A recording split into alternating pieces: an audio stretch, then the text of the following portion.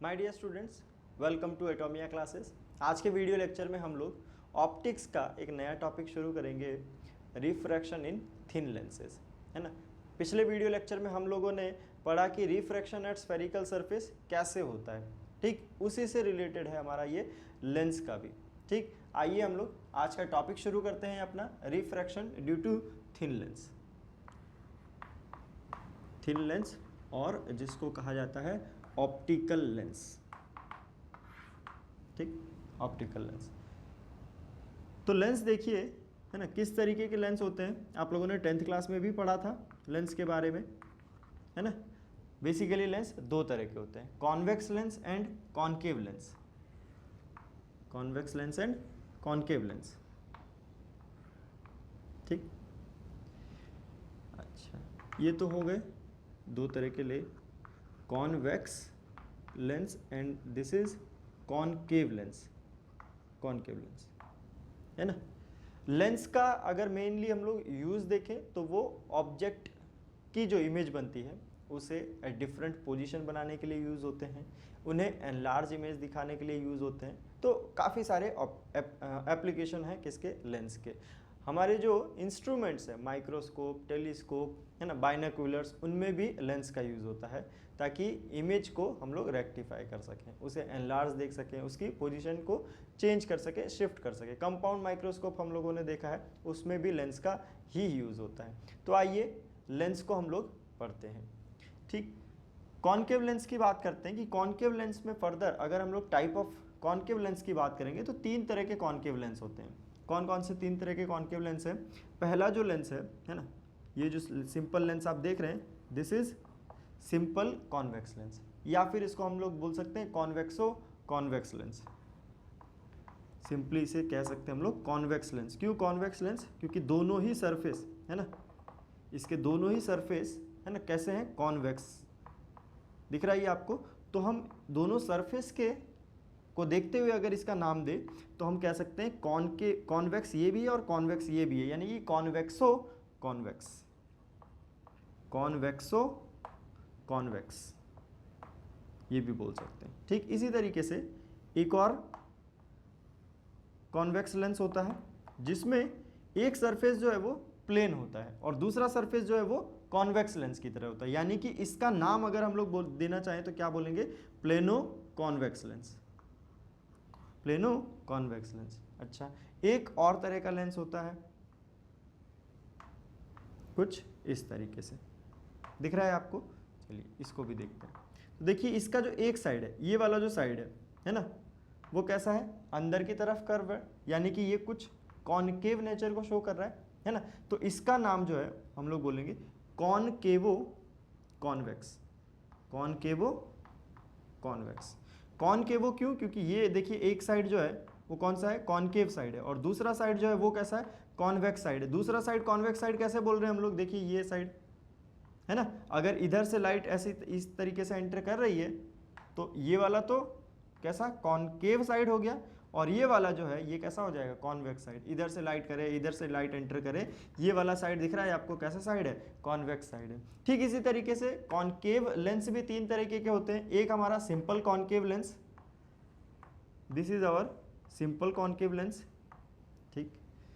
दूसरा है हमारा प्लेनो कॉनकेव लेंस, है ना, इस तरीके से एक सरफेस दिख रहा है आपको प्लेन है, और दूसरा सरफेस जो है कैसा है, कॉनकेव है, यानी कि लेट से इधर से लाइट एंटर करेगी तो उसे क्या मिलेगा कि ये वाला जो सरफेस है वो कैसा है, कॉनकेव सरफेस है, ठीक। इधर से लाइट एंटर किया तो ये प्लेन सरफेस मिला और इसके बाद ये वाला कॉनकेव सरफेस मिला, ठीक। इसमें भी तीसरा टाइप होता है, इसका क्या नाम बोला हम लोगों ने, plano concave, plano concave lens, ठीक। इसी तरीके से तीसरा भी होता है। तीसरा कैसा, देखिए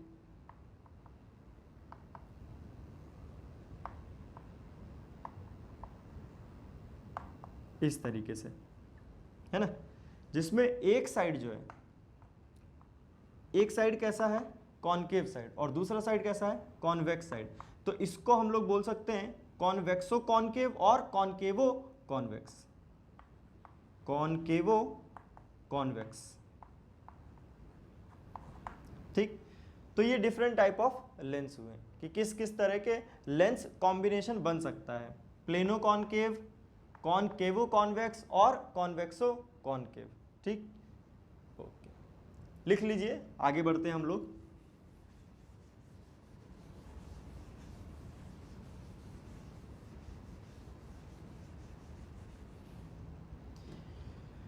आइए कुछ बेसिक टर्मिनोलॉजी की बात करते हैं कि टर्म्स कौन से जुड़े होते हैं एक सिंपल लेंस के साथ। तो ये हमारा लेंस है ना।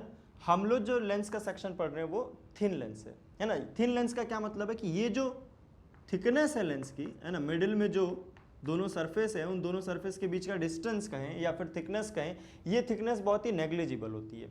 तो जहाँ नेग्लिजिबल थिकनेस मिले वहाँ हम कहेंगे कौन से लेंसेज है, थिन लेंस है ना, जिनको हम लोग ऑप्टिकल लेंस के नाम से पढ़ रहे हैं। थिक लेंस का मतलब क्या है, तो थिक लेंस जो है वो एग्जैक्टली क्या हो जाएंगे, जो स्फेरिकल रिफ्रैक्शन हम लोगों ने पढ़ा उसकी तरह, है ना। इमेज फॉर्मेशन अगर इसके अंदर हो तो क्या होगा, यहाँ ऑब्जेक्ट पहला यहाँ रिफ्रैक्शन होगा, फिर यहाँ रिफ्रैक्शन होगा, यहाँ के बाद फिर से यहाँ रिफ्रैक्शन हो जाएगा। तो ये जो है ये कैसा है, थिक लेंस, है ना। हमें क्या पढ़ना है अभी, थिन लेंस के बारे में पढ़ना है। थिन लेंस में देखिए ये जो सेंटर है ना, दोनों सरफेस के बीच में, ये सेंटर को कहा जाता है optical centre. This is known as optical centre. ठीक, अब ये जो सरफेस है ना, दोनों सरफेस को कर्वेचर जो है उनको कहा जाता है रेडियस ऑफ कर्वेचर, यानी कि इनके जो रेडियस है, let's say this is R1 और इसका रेडियस ऑफ कर्वेचर R2, इन्हें कहा जाता है रेडियस ऑफ कर्वेचर, है ना। वहाँ क्या होता था, वहाँ पे भी ये होती थी, है ना, अगर कोई मिरर है तो उसका कुछ रेडियस ऑफ कर्वेचर होगा। ठीक वैसे ही ये जो सरफेस है इसका भी रेडियस ऑफ कर्वेचर होगा, है ना। अब ये R1 R2 अलग अलग भी हो सकते हैं और सेम भी हो सकते हैं, डिपेंडिंग ऑन द कि बनाया किस तरीके से गया है, क्या सेम बनाया गया है या फिर कुछ अलग पर्पस के लिए बनाया गया। तो R1 R2 डिफरेंट भी हो सकते हैं और सेम भी हो सकते हैं। ठीक, ये हमारी इमेजिनरी प्रिंसिपल एक्सिस, जिसको यहाँ पे ऑप्टिकल एक्सिस भी कहा जाता है ना। क्या कहा हमने, ऑप्टिकल लेंस। ठीक, तो ये तो कुछ बेसिक टर्म्स थे, है ना, related to what, optical lenses. ठीक, आइए इसी को हम लोग मैथमेटिकल फॉर्मूले में डिड्यूस करते हैं कि रेडियस ऑफ कर्वेचर और जो मीडियम ऑफ लेंस है वो कैसे रिलेटेड होता है। तो बिल्कुल बेसिक से पहले तो स्टार्ट करेंगे मैथमेटिकल डिडक्शन के लिए, जो हम लोगों ने पढ़ा था रिफ्रैक्शन एट स्फेरिकल सरफेस, वहीं से स्टार्ट करेंगे। देखिए कैसे कि लेट से मैंने एक कॉन्वेक्स लेंस ले लिया, है ना, सिंपल कॉन्वेक्स लेंस। ठीक, लेट से कि u डिस्टेंस पे, है ना, इस लेंस से u डिस्टेंस पे एक ऑब्जेक्ट है जिसकी इमेज फॉर्मेशन हो रही है। तो ये इंसिडेंट रेज यहाँ पे कुछ ऐसा नॉर्मल होगा, नॉर्मल से लाइट बेंड होगी, लेट से इस तरीके से। अगर इसका एक्चुअल पाथ देखें तो ये यहाँ कहीं जाएगी, लेकिन यहाँ पे पता है हमें कि सेकंड सरफेस पे फिर से रिफ्रैक्शन होगा और रिफ्रैक्शन होने के बाद क्या हो जाएगा, लाइट कुछ यहाँ आ जाएगी। होगा नहीं होगा यार, है ना। लाइट एक्चुअल में यहाँ जाना चाहती थी लेकिन इधर आ जाएगी। Refractive index of medium this, है ना, जो सराउंडिंग मीडियम है उसका लेट से हम लोग क्या देते हैं, N1 है। लेंस का रिफ्रैक्टिव इंडेक्स N2 है और सराउंडिंग का अगेन N1 है। ठीक, सराउंडिंग का यहाँ पे N1 ना होके कुछ और भी हो सकता है, तो उसके लिए भी हम लोग सॉल्व कर लेंगे कि जब N1 की जगह कुछ और हो, लेट से N3 हो, तब क्या होगा। अभी हम लोग सिंपल सा एक केस डिस्कस करते हैं। ठीक, सराउंडिंग मीडियम हमने कहा उसका रिफ्रैक्टिव इंडेक्स N1 है और लेंस का रिफ्रैक्टिव इंडेक्स क्या है, N2 है। ठीक, object position from lens is u, है ना, यहाँ से एक इमेज बनेगी। लेट से ये अगर इमेज है पहली कहाँ से, फर्स्ट सरफेस से, तो ये इसको हम लोग क्या देते हैं, v डैश, है ना। जो इंटरमीडिएट इमेज बनी है उसको v डैश कह देते हैं i डैश की। फाइनल इमेज कहाँ बनी आफ्टर फाइनल रिफ्रैक्शन, i, ये, तो इसे हम लोग मान लेते हैं फाइनल हमारा इमेज डिस्टेंस v, है ना। क्योंकि ये डिस्टेंस जो है, ये जो लेंथ है ये नेग्लिजिबल है, तो डिस्टेंस आप यहाँ से ले या यहाँ से ले कोई फर्क नहीं पड़ेगा। ठीक, आइए डिड्यूस करते हैं हम लोग। क्या लिखेंगे, तो जैसे कि ये हमारा फर्स्ट सरफेस है, यहाँ रिफ्रैक्शन हो रहा है, तो रिफ्रैक्शन एट स्फेरिकल सरफेस तो हम लोगों ने पढ़ा ही है। क्या लिखते हैं फॉर्मूला, देखिए N2/v minus N1/u is equal to N2 minus N1/r। याद आया कुछ, है ना। पिछले ही वीडियो लेक्चर में हम लोगों ने पढ़ा refraction at spherical surface, refraction at spherical surface, surfaces. ठीक, चलिए इसको अब हमारे केस के लिए यूज करते हैं। तो देखिए N2 जो है, N2 कौन सा मीडियम है? Refractive index of medium in which refracted रे इज प्रेजेंट, है ना। N1 या N2 नाम से हमें याद नहीं रखना है, किस चीज से याद रखना है? कॉन्सेप्ट से कि N2 यानी कि वो मीडियम जहां पे रिफ्रैक्टेड रे प्रेजेंट है। N1 है ना, N2 क्यों कह रहा हूं मैं? क्योंकि ये देखिए इमेज डिस्टेंस के ऊपर है ना, इमेज डिस्टेंस से रिलेटेड। यहाँ N1 is the refractive index of medium in which incident ray is present. ठीक, तो रिफ्रैक्टेड रे देखिए पहले सरफेस पे जो रिफ्रैक्शन हुआ है, first refraction, for first refraction क्या लिखेंगे? फर्स्ट रिफ्रैक्शन के लिए N2 तो N2 ही रहेगा, V क्या है हमारा? ये यानी कि V dash minus N1 by U, है ना। ये सराउंडिंग मीडियम N1, ऑब्जेक्ट इसी मीडियम में रखा हुआ है, is equal to N2 minus N1 divide by radius of curvature कौन सा? ये रेडियस ऑफ कर्वेचर, लेट से ये R1 है और दूसरा वाला R2 है, तो यहां क्या लिखेंगे? R1। ठीक, रिफ्रैक्शन एट सेकेंड सरफेस, है ना, सेकेंड सरफेस पे रिफ्रैक्शन लेंगे तो क्या लिखेंगे? देखिए again N2 by v minus N1 by u is equal to N2 minus N1 by r को यूज करेंगे। देखिए लेकिन इस बार N2 जो है वो कौन सा मीडियम हो जाएगा? रिफ्रैक्टेड रे कहां प्रेजेंट है? तो ये वाली रिफ्रैक्टेड रे है ना। इंसिडेंट रे कौन सी है? तो ये वाली इंसिडेंट रे, यानी कि N1 हमारा N2 हो जाएगा। इस बार क्या लिखेंगे? देखिए N2 N1 हो जाएगा, N2 यानी कि रिफ्रैक्टेड रे का मीडियम, रिफ्रैक्टेड रे ये है यार, है ना। तो क्या लिखेंगे?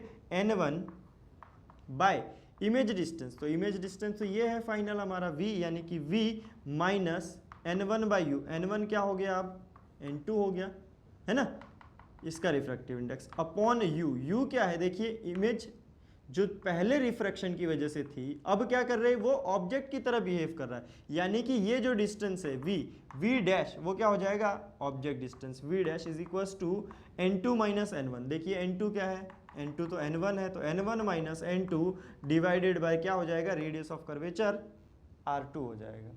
ठीक, ओके, चलिए तो एक इक्वेशन ये हो गई, एक इक्वेशन ये हो गई। फर्स्ट और टू को साइमल्टेनियसली अगर हम लोग सॉल्व करेंगे तो क्या मिलेगा हमें? देखिए ये N2 वाला टर्म तो कैंसिल हो जाएगा, बचेगा क्या? N1 and N1। तो क्या लिखेंगे हम लोग? यहाँ लिखता हूँ मैं कि N1 by v minus N1 by u is equal to N2 minus N1, यहाँ N1 माइनस N2, यानी कि N2 माइनस N1 अगर मैं कॉमन लेता हूँ, N2 माइनस N1, तो पहले टर्म से तो 1 बाई R1 लिखेंगे, लेकिन दूसरे टर्म से क्या लिखना पड़ेगा? माइनस साइन कॉमन लेना पड़ेगा, तो यानी कि माइनस 1 बाय R2। बोलो कोई दिक्कत?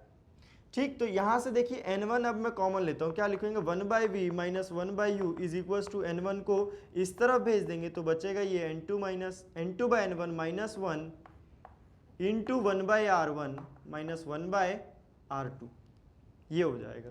तो इसको क्या लिख सकते हैं हम लोग? 1 by v minus 1 by u is equal to N2 by N1, क्या हो जाएगा? N2 विथ रिस्पेक्ट टू 1, यानी कि N relative minus 1 into 1 by R1 minus 1 by R2। दिख रहा है नहीं दिख रहा है यार?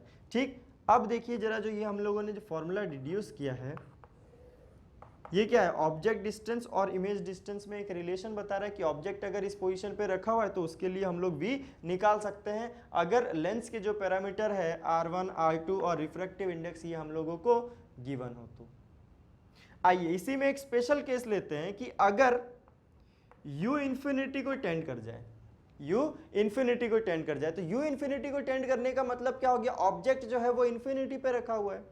तो कॉन्सेप्ट देखिए, याद कीजिए कि ऑब्जेक्ट अगर इन्फिनिटी पे रखा होगा तो इमेज कहां बनती है? फोकस पे बनती है। यानी कि ये जो कंडीशन हो जाएगी किसके लिए हो जाएगी? फोकस के लिए हो जाएगी, या कि पैरेलल रेज अगर आई, पैराएक्सियल रेज आई, है ना, तो वो कहां पे कन्वर्ज होती है? वो फोकस पे कन्वर्ज हो जाती है। यानी कि अगर u टेंड्स टू इन्फिनिटी तो v की वैल्यू क्या हो जाएगी? फोकल लेंथ के बराबर हो जाएगी, है ना। तो फोकल लेंथ के लिए क्या लिखेंगे हम लोग कि 1 by f is equal to, है ना, 1 बाई यू, यानी कि u इन्फिनिटी, ये तो खत्म हो गया, ये क्या बच गया? 1 by f is equal to n relative minus 1 into 1 by R1 minus 1 by R2। यानी कि देखिए ये फॉर्मूला जरा गौर करते हैं इस पे, 1/f is equal to n relative minus 1 into 1/r1 minus 1/r2। इस फॉर्मूला को का नाम है lens makers formula, lens makers formula.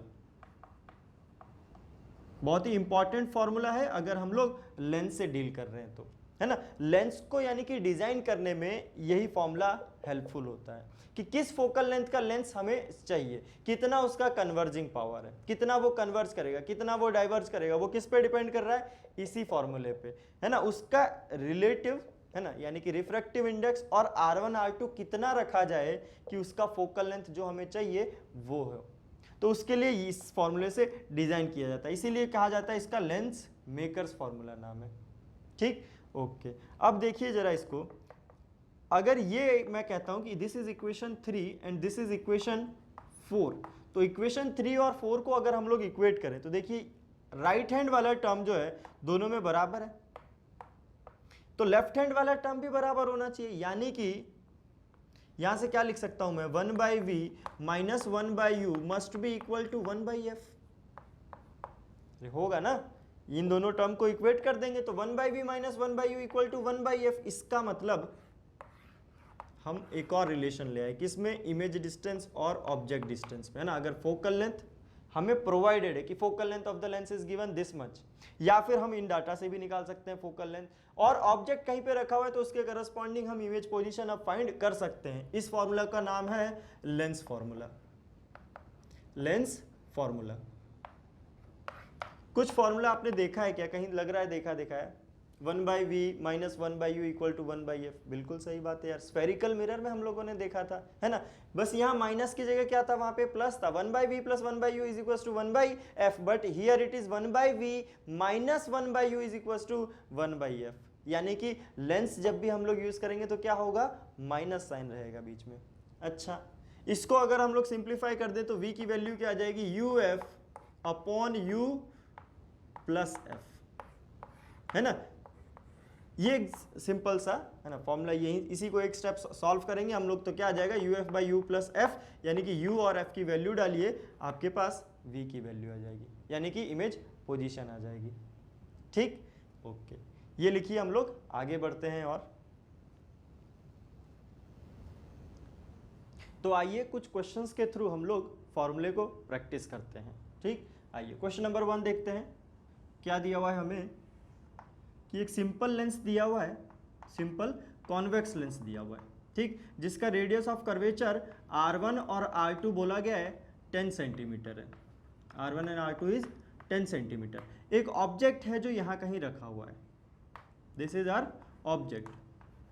पूछा गया है कि R1 और R2 का साइन बताइए, नेचर बताइए कि R1 R2 कैसे होंगे। चलिए देखते हैं हम लोग R1 और R2 का साइन। तो बेसिकली इस क्वेश्चन के जरिए, है ना, साइन कन्वेंशन को सीखना चाह रहे हैं हम लोग कि साइन कन्वेंशन क्या होता है इन केस ऑफ लेंस। तो देखिए ये जो सेंटर है हमारा, है ना, ये हमारा ऑप्टिकल सेंटर हो जाएगा, लेट इट डिनोट बाय ओ। ठीक, ये ऑप्टिकल सेंटर हो गया, ये हमारा ऑब्जेक्ट हो गया। अब हमें पता है ऑब्जेक्ट से क्या होगा, इंसिडेंट रेज एंटर करेगी, यहाँ रिफ्रैक्शन होगा, और रिफ्रैक्शन के बाद लेट से कि यहाँ हमारी फाइनल इमेज बन जाती है आई, फाइनल इमेज। ठीक, ओके। अब देखिए हमने कहा कि जो, है ना, इनकमिंग रेस की डायरेक्शन होती है किस डायरेक्शन में, राइट डायरेक्शन में, यानी कि ये डायरेक्शन क्या करेंगे हम लोग, पॉजिटिव लेंगे, जैसा कि अभी तक हम लोग ज्योमेट्रिकल ऑप्टिक्स में कंसीडर करते हुए चल रहे हैं। इनकमिंग रेस का डायरेक्शन पॉजिटिव, ठीक, ये उसके ऑपोजिट डायरेक्शन में इसका मतलब नेगेटिव। तो इनकमिंग रेस के डायरेक्शन में जो भी पैरामीटर्स हम लोग मेजर करेंगे वो सारे क्या हो जाएंगे, पॉजिटिव हो जाएंगे, और ठीक उसके उल्टे डायरेक्शन में जो भी पैरामीटर्स आएंगे उसको हम लोग नेगेटिव कंसीडर करेंगे। तो देखते हैं कि इनकमिंग रेज यानी कि इंसिडेंट रेज के डायरेक्शन में कौन कौन सी चीजें हैं। पहले तो R1 की बात की तो R1 क्या होगा, देखिए ये जो सरफेस है इसका सेंटर ऑफ कर्वेचर, है ना, यहाँ कहीं होगा, अगर इसको हम लोग as a spherical part consider करेंगे तो, है ना, यहाँ कहीं सेंटर ऑफ कर्वेचर आएगा, यानी कि इसका रेडियस ऑफ कर्वेचर क्या होगा, ये होगा ना रेडियस ऑफ कर्वेचर। तो देखिए ऑप्टिकल सेंटर से रेडियस ऑफ कर्वेचर नापने के लिए आपको किस तरफ जाना पड़ेगा, इन the direction of incident ray, यानी कि R1 की वैल्यू क्या हो जाएगी यार, पॉजिटिव, यानी कि +10 हो जाएगा। ठीक, R2 की बात करते हैं अब, R2 यानी कि ये वाला हो जाएगा। ठीक, इस सरफेस का है ना, ये एक स्फेरिकल पार्ट है, इसका रेडियस ऑफ कर्वेचर अगर हम लोग देखना चाहें तो let's say centre of curvature किस तरफ आएगा, इसका यहाँ कहीं आएगा, नाम दे देते हैं हम लोग C2, यानी कि इसका रेडियस ऑफ कर्वेचर इस तरफ होगा यार, होगा ना। यानी कि ऑप्टिकल सेंटर से आपको opposite to the direction of incoming rays जाना पड़ेगा अगर किसको मेजर करना है, R2 को मेजर करना है, यानी कि इसका साइन क्या हो जाएगा, नेगेटिव हो जाएगा। तो समझ में आया कि साइन कन्वेंशन किस तरीके से लेते हैं, जो स्टैंडर्ड हम लोग लिया करते थे अभी भी उसी साइन कन्वेंशन को फॉलो करेंगे, कोई चेंज नहीं होगा। In the direction of incoming rays we will take all the quantities as positive, उसके ऑपोजिट डायरेक्शन में सारी क्वांटिटीज नेगेटिव, ठीक, ओके। आइए एक और क्वेश्चन हम लोग सॉल्व करते हैं लेंस फॉर्मूले को यूज करते हुए। चलिए क्या क्वेश्चन है देखिए,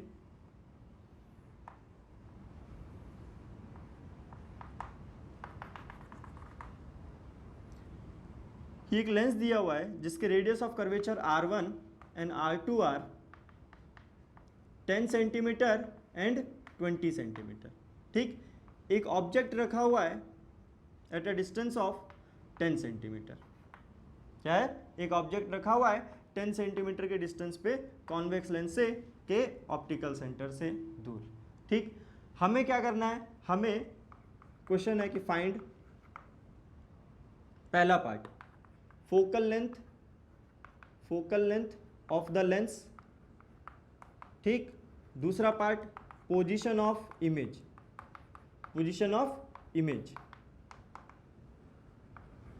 चलो अच्छी बात है, देखते हैं हम लोग कि पोजीशन ऑफ इमेज क्या होगी। तो सबसे पहले तो फोकल लेंथ की बात करेंगे, म्यू ऑफ जो लेंस है वो दिया हुआ है, म्यू कितना है 2, बाहर का सराउंडिंग मीडियम कुछ नहीं है यानी कि एयर है, mu air is equal to कितना होता है A1, ठीक। तो आइए जरा क्वेश्चन को सॉल्व करते हैं हम लोग, क्या लिखेंगे, 1/v minus 1/u is equal to n relative minus 1 into 1/r1 minus 1/r2, ये रिलेशन याद है ना, 1/v माइनस 1/u की जगह क्या था 1/f equal to this much, दोनों ही बात क्या है, बराबर है। चलिए तो फोकल लेंथ अगर हमें फाइंड करना है तो क्या लिखना पड़ेगा, 1/f is equal to n relative minus 1 into 1/r1 minus 1/r2। चलिए ठीक है, n रिलेटिव की वैल्यू जरा देखते हैं कितनी होगी, n रिलेटिव यानी n2/n1, n2 यानी कि रिफ्रैक्टिव इंडेक्स किसका, लेंस का रिफ्रैक्टिव इंडेक्स कितना दिया हुआ है 2/1 माइनस 1 इंटू 1/r1, r1 देखो क्या हो जाएगा यार, ये r1 हो जाएगा है ना, यहाँ से हमारा ऑब्जेक्ट है तो इंसिडेंट रे आ रही है r1 की वैल्यू क्या होगी, पॉजिटिव नेगेटिव,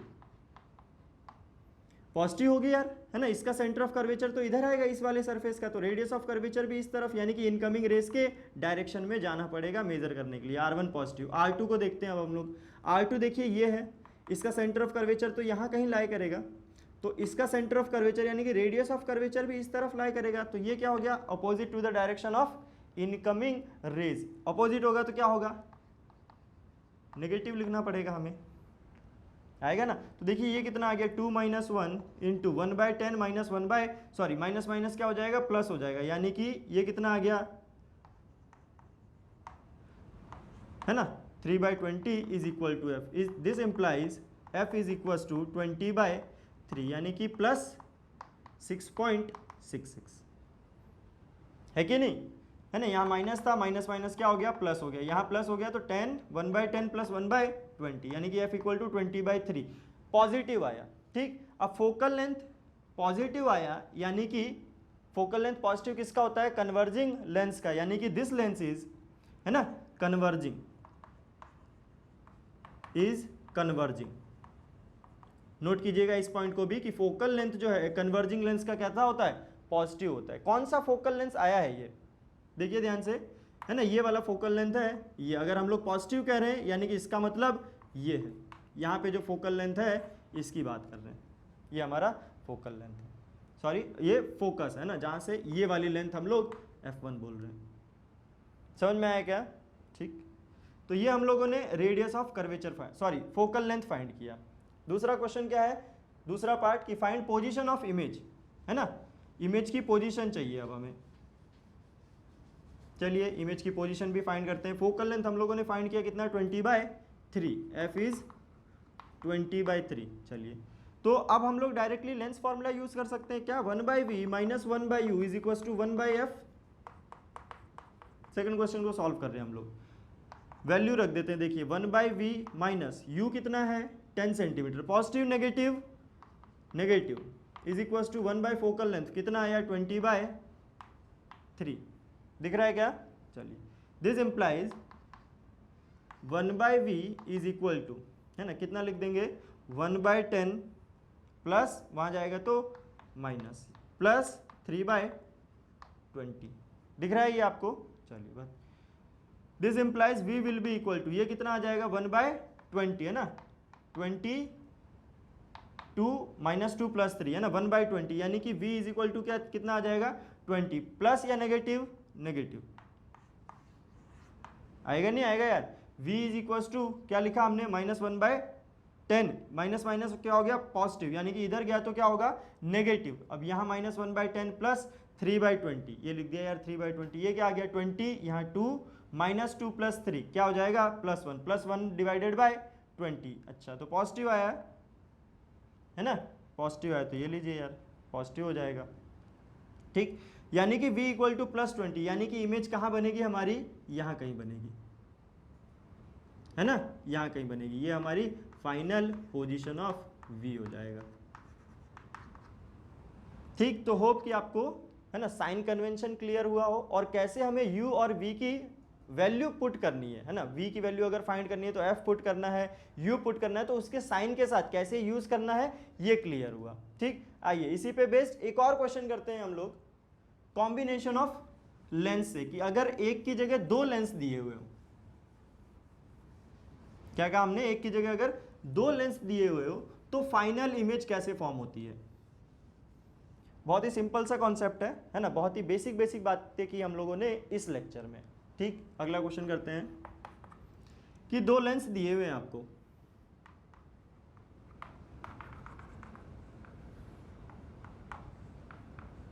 इस तरह से दो लेंस दिए हुए हैं। ठीक, ये सिंबल पहली बार देख रहे हैं क्या हम लोग? बिल्कुल हाँ, एक्चुअली ये जो सिंबल होता है ये कन्वर्जिंग लेंस का सिंबल होता है, कन्वर्जिंग लेंस का, यानी कि कॉन्वेक्स लेंस का। और ये जो सिंबल है ये डाइवर्जिंग लेंस का है ना, डाइवर्जिंग लेंस, डाइवर्जिंग लेंस यानी कि कॉनकेव लेंस का। ठीक, देखिए दिया हुआ है कि इन दोनों के बीच का जो डिस्टेंस है वो 25 सेंटीमीटर है।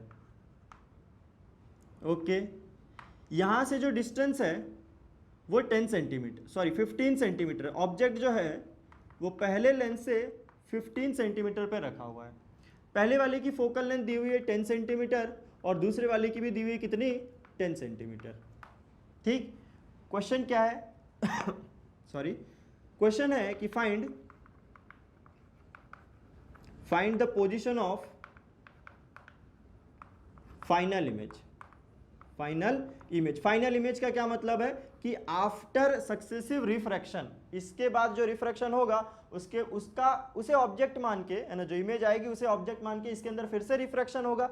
उस रिफ्रैक्शन के बाद जो इमेज बनेगी उस इमेज की क्या पूछी गई है, पोजीशन पूछी गई है। ठीक, तो आइए देखते हैं कैसे सॉल्व करेंगे इसको। तो सबसे पहले तो, है ना, जैसे हम लोग मिरर में करते थे, इररिस्पेक्टिव ऑफ दिस लेंस, इससे हम लोग इमेज फाइंड करेंगे कि ये जो है फाइनल इमेज कहां पे फॉर्म कर रहा है। ठीक, क्या यूज करेंगे, लेंस फॉर्मूला यूज करेंगे सिंपली। क्यों, f दिया हुआ है, u दिया हुआ है, हमें क्या करना है, v फाइंड करना है। तो क्या लिखेंगे, v is equal to uf by, है ना, क्या आ जाएगा u प्लस f, है ना। सॉल्व करेंगे simple equation, 1/v plus 1/u is equal to 1/f। तो उसी को एक स्टेप मैंने आगे बढ़ा के लिखा है कि v is equal to uf by u plus f आ गया। ठीक, इसमें वैल्यूज पुट कर देते हैं हम लोग u और f की। u कितना है -15, है ना, इधर से रेज जाएगी यार, तो यहां से नापने के लिए उल्टे डायरेक्शन में आए तो u -15 हो गया। फोकल लेंथ कितना हो जाएगा, देखिए 10 सेंटीमीटर, क्योंकि कन्वर्जिंग लेंस है तो फोकल लेंथ इसका पॉजिटिव होगा। समझ में आ रही है बात, कन्वर्जिंग लेंस का focal length positive, diverging lens का फोकल लेंथ नेगेटिव। ठीक, यहां पे वैल्यू पुट करते हैं, -15 प्लस 10, ये कितना आ गया देखिए 150 डिवाइडेड बाय 5, है ना। यहाँ क्या आएगा, negative negative negative negative positive, यानी कि this is 30 centimetre. +30 centimetre. +30 centimetre का तो ये मतलब है यार कि ये 25 है, तो जो फाइनल इमेज बनी है वो थोड़ा 5 सेंटीमीटर आगे चली गई है, 5 सेंटीमीटर आगे चली गई है, 5 सेंटीमीटर आगे चला गया है, तो ठीक है यार, यहाँ से 30 सेंटीमीटर, यहाँ से 30 सेंटीमीटर, इसका मतलब यहाँ से 5 सेंटीमीटर।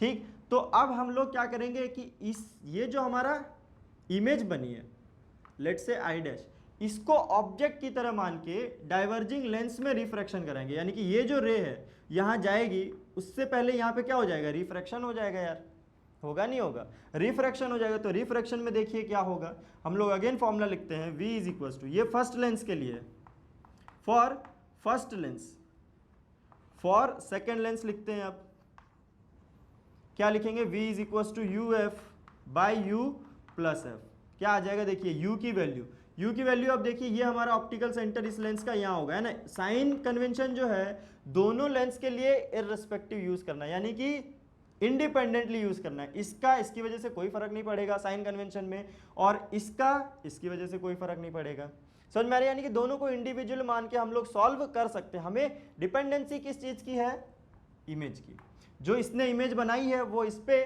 ऑब्जेक्ट की तरह बिहेव कर रही है, ठीक। तो उसके लिए हम लोग u लिखेंगे, देखिए अब यहाँ से u किस डायरेक्शन में है, इस डायरेक्शन में है कि नहीं, तो इनकमिंग रेस का डायरेक्शन तो पॉजिटिव होता है, तो यहाँ से जब हम लोग u मेजर करेंगे तो u क्या हो जाएगा, इस बार पॉजिटिव हो जाएगा, यानी कि +5, समझ में आया क्या। इस बार देखिए u पॉजिटिव हो गया है ना, यानी कि वर्चुअल ऑब्जेक्ट की तरह कुछ केस बन गया है।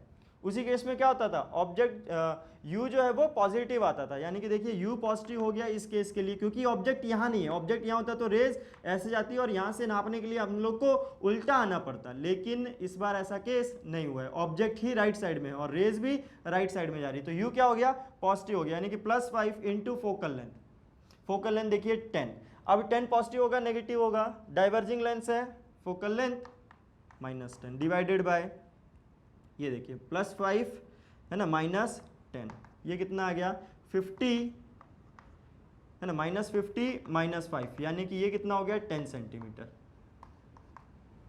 पॉजिटिव 10 सेंटीमीटर, यानी कि ये जो इमेज है इसकी फाइनल इमेज है ना, यहाँ पे रिफ्रैक्शन होने के बाद रेस क्या हो जाएगी और डाइवर्ज हो जाएगी, डाइवर्जिंग लेंस है डाइवर्ज हो जाएगी, एक रे यहाँ से सिमेट्रिक बिल्कुल ऐसे यहाँ से लगाते हैं, देखिए कैसे, एक तो ये हो गई है ना, यहाँ से इसको जाना ऐसे चाहिए लेकिन जाएगी कैसे, रिफ्रैक्शन के बाद ऐसे जाएगी, दूसरी रे इस तरीके से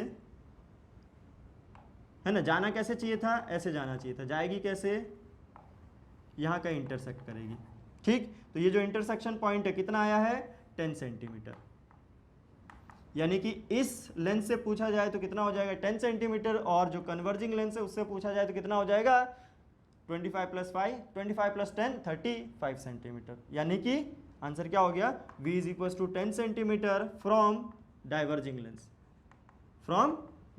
लेंस, किस तरफ, लेफ्ट और राइट, +10 सेंटीमीटर है, यानी कि राइट साइड में बना है, यहाँ पे बना है, ठीक।